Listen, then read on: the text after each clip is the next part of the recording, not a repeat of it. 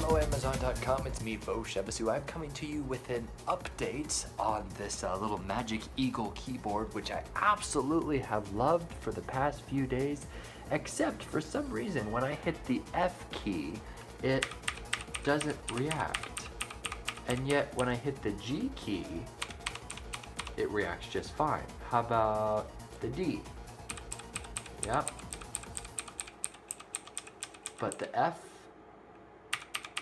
for some reason, is not working. I have no idea why. It's kind of disappointing. I'm afraid I might have to give this a 1 out of 5 stars, but I shall contact the manufacturer first to see if this is normal. I've tried both of my MacBook Pros, and I've rebooted. I've done everything. I've tried over and over and over again. But what's also kind of strange is right when I go over here to unplug it, watch very carefully. 1, 2, 3, unplugged. And plug back in. There. Then it shows up. Oh, I don't understand why, but it still doesn't work.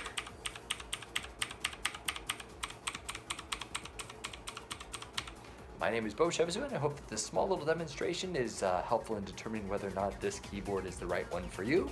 Hopefully you have better luck with it than I do.